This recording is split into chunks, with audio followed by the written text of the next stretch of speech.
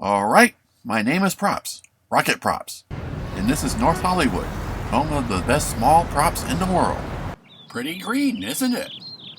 But those days are gone. Everywhere there are explosions and huge cracks in our bike paths. And I know who's behind this uncredited prop maker cyclist. We were in the friend zone until a freakish prop accident disfigured his rugged good looks. He adopted the masked rider persona and took to the center of the earth.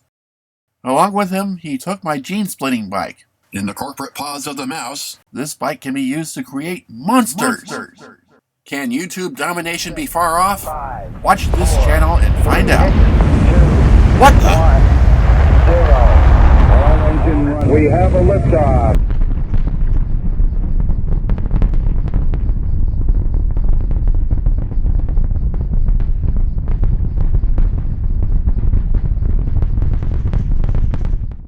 Hello and welcome to part 2 of the ongoing saga of my Winspace T1300 class of 78 build, where previously I took the raw carbon and painted it into art.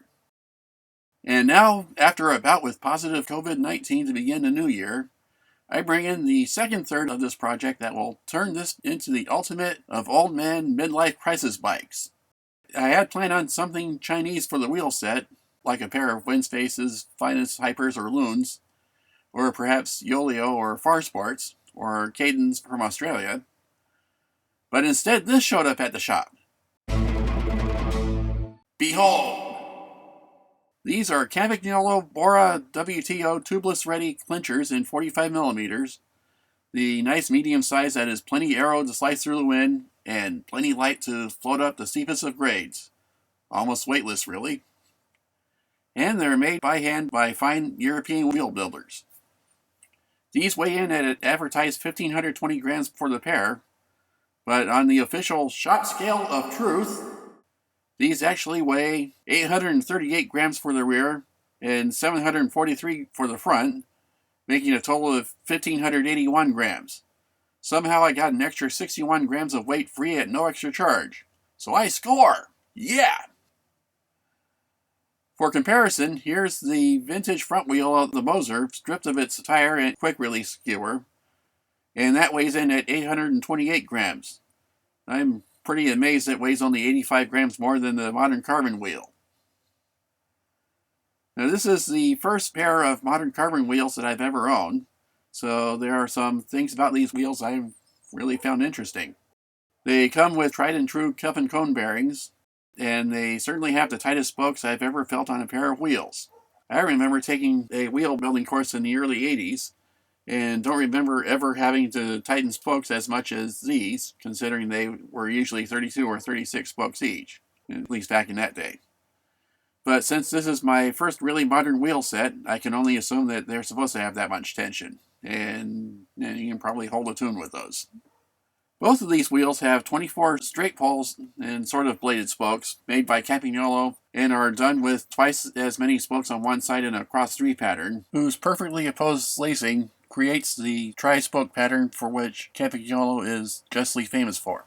One rather pointless thing, a good lacing on vintage wheels would always have had the last cross go inside out and outside in to make the wheel stronger, and if you kind of really wanted to shine it on, you would tie and solder those joints. But this is something the Boras don't do. They just go straight to the rim with a 2mm gap at the cross. Now I'm sure these will perform and last just fine, just that way back in the ancient disco age, to not cross over your last cross before the nipples was kind of a sign of a cheap wheel. And perhaps some wheel builders can comment on this if other modern wheels do the cross-lacing of the spokes, or not. The finish on the Boras is utterly flawless, well, at least that is if you don't count the tiny nubs of equidistant places along the rim edges of both wheels, which correspond to the 5-part molds these rims were cured in.